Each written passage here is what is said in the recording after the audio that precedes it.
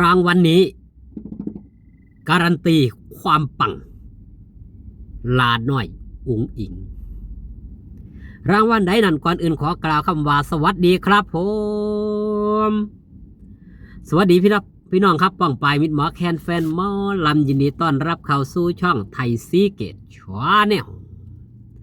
สวัสดีไปยังแฟนคลับ FC ลาน้อยอุ๋งอิงแฟนคลับ FC สาวน้อยเพชรบานแพงสู้ขู่สู้คนเด้อครับเด้อมาพบกันคลิปที่2ของวันที่2กรกฎาคมปีพุทธศักราช2569แฟนคลับ FC แห่ไปแสดงความยินดีกับหลานน้อยอุ๋งอิงที่ได้รับรางวัลนี้ครับพี่น้องเป็นไปตามคาดนั่นคือรางวัลขวัญใจลูกทุ่งเน็ตเวิร์กหน้าห้านหลานน้อยอุ๋งอิงครองเป็นอันดับ1ถือว่ามาแรงแซงทางโค้งครับเนี่ยภาพรางวัลที่หลานน้อยอุ๋งอิงได้รับถือว่าความดังความปังของหลานน้อยอุ๋งอิงไม่มีที่สิ้นสุดหลังจากที่ได้รับรางวัลใหญ่อย่างคมชลึกอวอร์ดมาครอบครองล่าสุดแล้วก็เป็นรางวัลที่สร้างความภาคภูมิอกภูมิใจให้กับมิตรหมอแคนแฟนหมอลำแฟนคลับ FC ผู้ที่สนับสนุนผู้ที่คอยซัพพอร์ตเป็นอย่างยิ่งจังใดจังหวะจังสันครับเป็นรางวัลใหญ่รางวัลนี้ก็เช่นเดียวกันครับแฟนคลับ FC ทุ่มโหวตเพื่ออยากให้หลานน้อยอุ๋งอิงครองรางวัลได้รางวัลกะสมใจอยากครับเป็นไปตามคาดหลานน้อยอุ๋งอิงครองอันดับ1ตั้งแต่มือแรก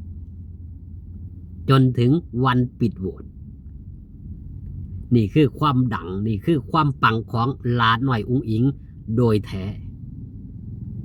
ถือว่าเป็นศิลปินผู้หนึ่งผู้เดียวในวงการหมอล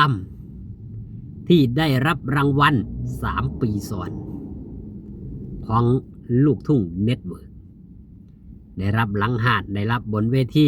ครั้งนี้จะได้รับที่ไหนอย่างไรติดตามครับโปรดติดตามเชื่อได้เลยว่าเร็วๆนี้แน่นอนทางด้านทีมงานเนาะของลูกทุ่งเน็ตเวิร์กก็สินำรางวัลไปให้บ่แน่บ่นอนครับอาจจะเป็นการออนทัวร์คอนเสิร์ตของหลานน้อยอุ๋งอิง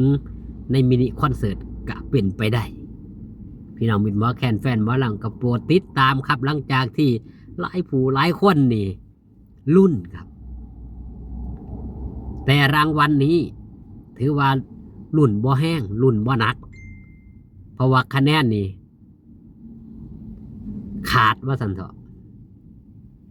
บ่คือคมชันลึกเนาะคมชันลึกนี่มีคู่แข่งแล้วก็มีแฟนคลับ FC ของศิลปินมากหน้าหลายตาที่อยู่ในวงการหมอลำนี่ทุ่มกันไปแต่รางวัลขวัญใจหน้าห้านลูกทุ่งเน็ตเวิร์กนี่ถือว่าศิลปินที่เป็นคู่แข่งก็ถือว่าบ่อันนี้ปานใดชื่อเสียงที่ได้เข้ารอบมากสู่กับหลานน้อยอุ๋งอิงนี่ถือว่าห่างแฟนคลับ FC ก็ฮู้อยู่ว่าขวัญใจหน้าห้านจะได้ใครบ่ได้ลุ้นอีหยังมากมายแต่ก็แสดงความยินดีไปกับหลานน้อยอุ๋งอิงบางทีหลานน้อยอุ๋งอิงก็บ่ได้รู้เรื่องรู้เล่าดอกเขาเสนอซื้อเข้าไปได้ก็ได้บ่ได้ก็แล้วนั่นคือความหมายของหลานน้อยอุ๋งอิงบ่ได้ยินดียินไล่กับรางวัลอีหยังมากมายได้ก็ถือว่ามันเป็นผลพลอยได้นั่นคือศิลปินที่เป็นตัวอย่างให้กับบรรดาศิลปินรุ่นน้องๆที่เอาเป็นตัวอย่างเนาะเป็นไอดอลเอาหลานน้อยอุ๋งอิงนี่เป็นไอดอลเพื่อยังครับเพื่อเจริญรอยตามในอนาคตวงการของหมอลำนี่ถือว่าเป็นวงการบันเทิง เป็นวงการมายาถ้าปฏิบัติโตดีปฏิบัติโตได้ก็ไปได้ดังได้ครับความดังณปัจจุบันนี่เฮาสิได้เห็นว่าทีมงานผู้บริหารนี่สิบ่ได้ปั่นมาตั้งแต่แรกเริ่มเดิมที่อาศัยโตศิลปินเองปั่นเจ้าของเองก่อนแต่ทีมงานผู้บริหารมีแนวทางครับวางแนวทางไว้วางสเต็ปไว้วางรูปแบบไว้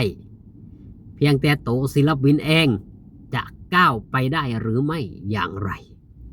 รักษามาตรฐานของเจ้าของไว้คือจังหลาน้อยอุ้งอิงนั่นล่ะ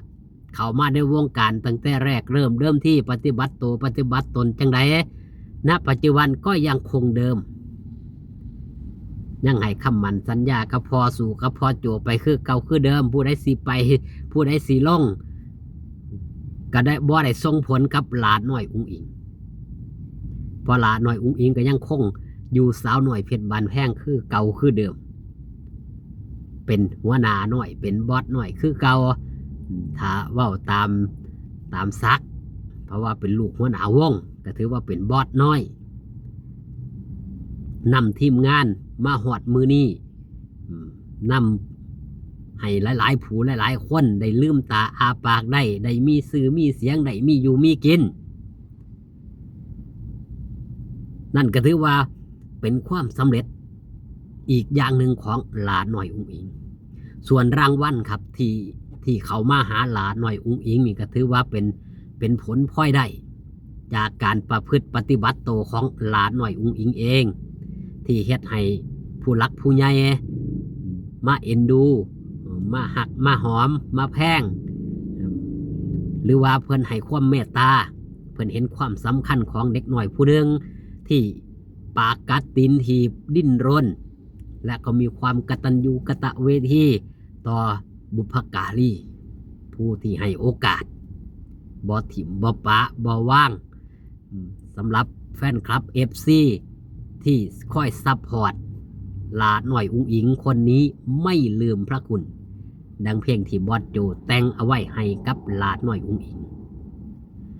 ถือว่าช่วงนี้เป็นช่วงพักช่วงเศร้าเนาะหลานน้อยอุ้งอิงก็มีคิวไล่สดแค่นั้นในช่วงนี้ครับมีคิวไล่สดกับบ่หลวงบ่หลายงานกับบ่ถือว่านักแต่ก็ว่าได้เฮ็ดงานสู้มือก็ว่าได้ครับสำหรับหลานน้อยอุ้งอิงเป็นศิลปินที่ไม่เคยว่างเว้นจากการทำงานหักงานรักษาหน้าที่นี่คือศิลปินมหาชนคลิปนี้ฝากตอนเอาไว้แต่เพียงสำเร็จครับอยู่ดีมีแห้งพอกันคลิปหน้าสบายดีครับผม